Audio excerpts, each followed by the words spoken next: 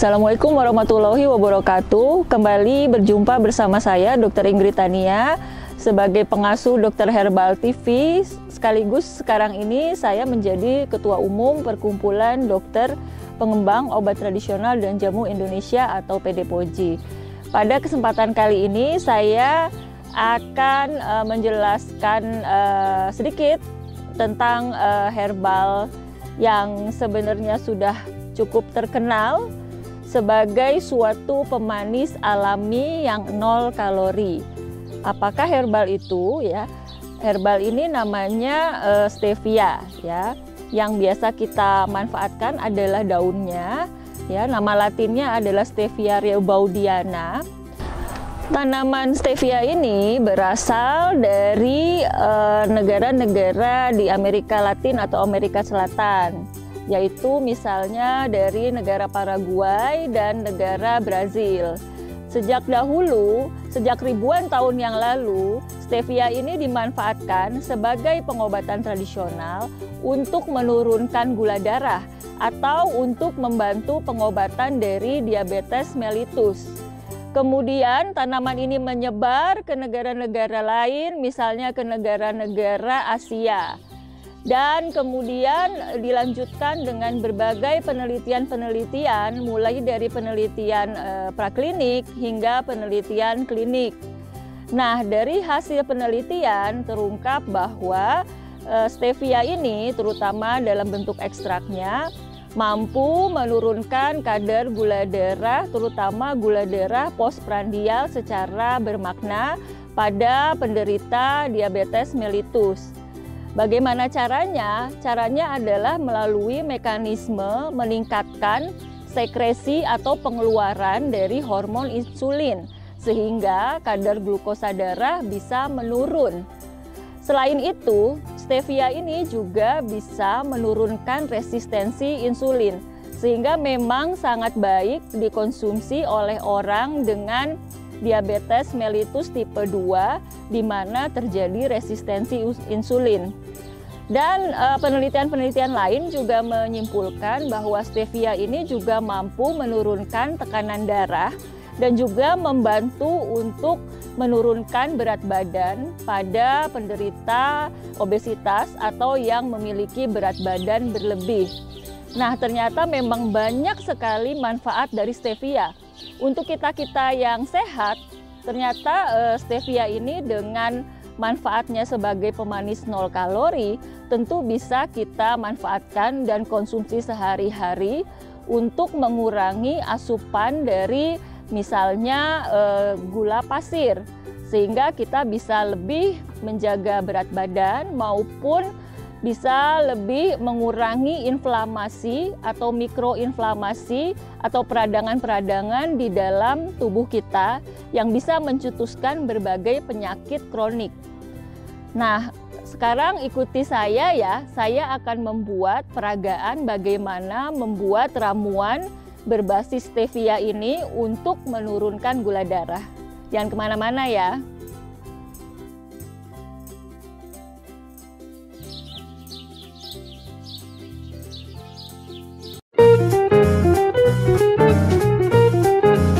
Gak khawatir gula darah naik.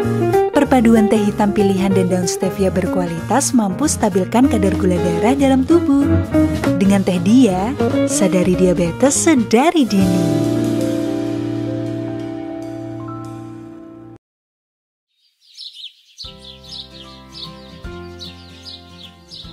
Nah, sekarang saya sudah siap dengan ramuan yang ada di depan saya ini. Pertama-tama yang harus disiapkan adalah kita panaskan air, kira-kira airnya 500 ml ya, karena saya membuat untuk 2 gelas ya, atau 2 porsi. Nah, kita diamkan airnya sampai mendidih. Setelah airnya mendidih, baru kita masukkan bahan-bahan yang akan kita buat menjadi ramuan untuk penurun gula darah ya. Saya sebutkan dulu ramuannya. Ramuannya pertama-tama ada teh hitam.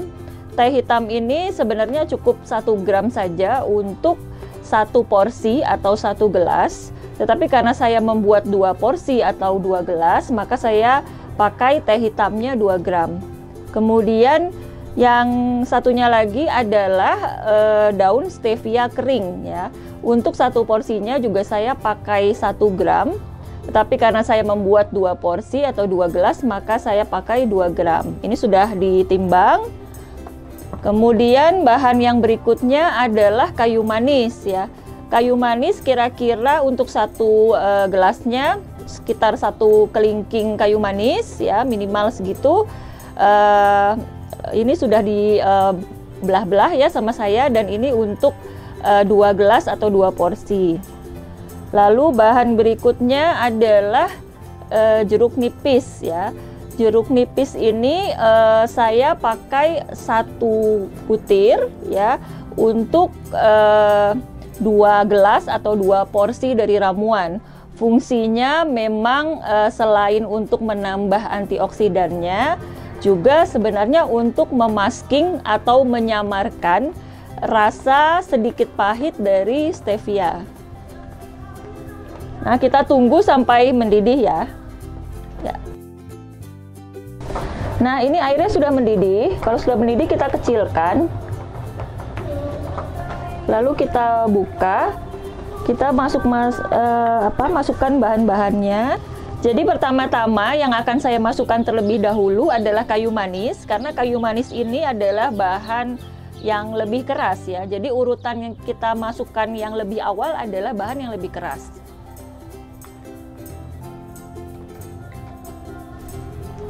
Kemudian setelah itu kita masukkan teh hitamnya.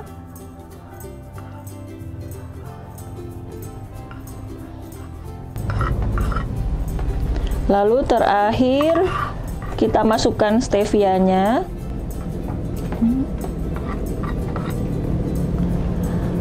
Pastikan semuanya terendam ya dalam air.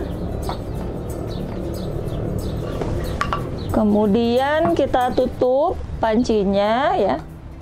Lalu kita rebus selama kira-kira 10 menit. Sebenarnya 5 menit juga bisa ya. Tetapi kalau untuk lebih banyak menyarikan senyawa-senyawa aktifnya, kita bisa rebus selama 10 menit, maksimal 15 menit.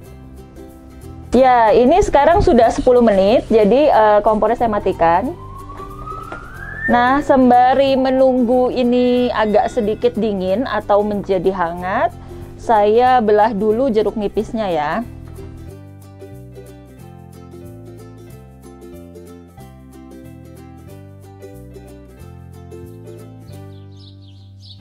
Nah, sekarang kita bisa tuang ramuannya ke dalam gelas.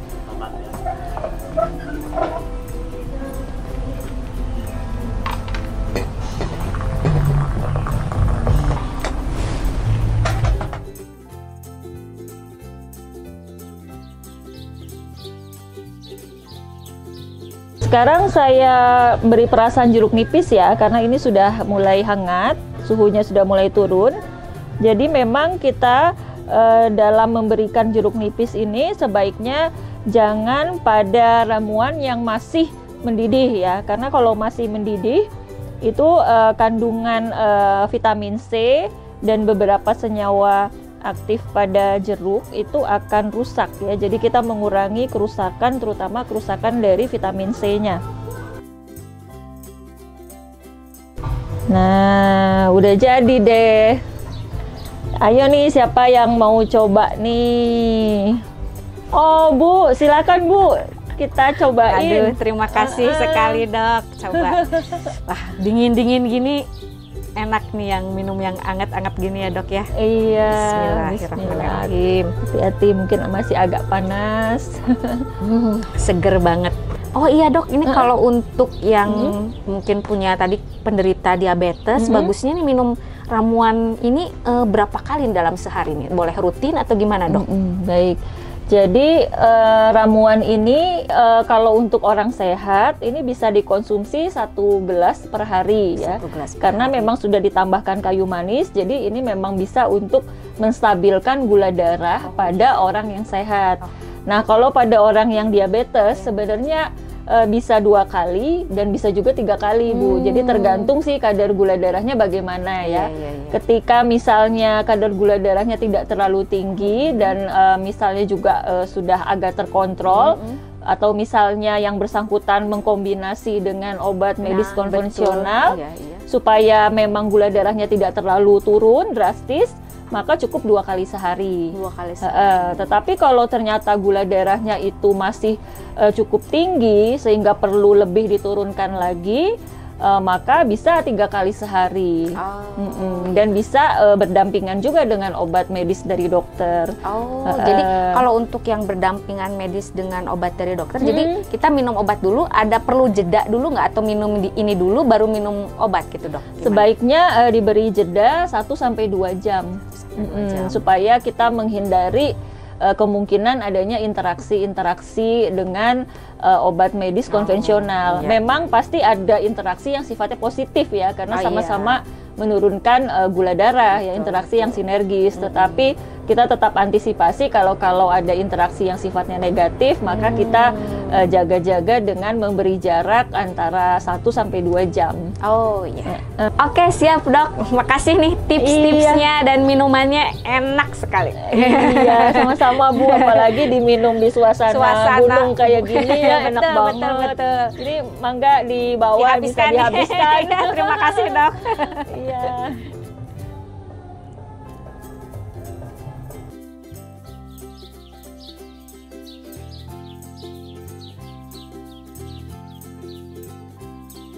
Tadi kita sudah sama-sama melihat bagaimana peragaan dari ramuan berbasis stevia untuk menurunkan gula darah.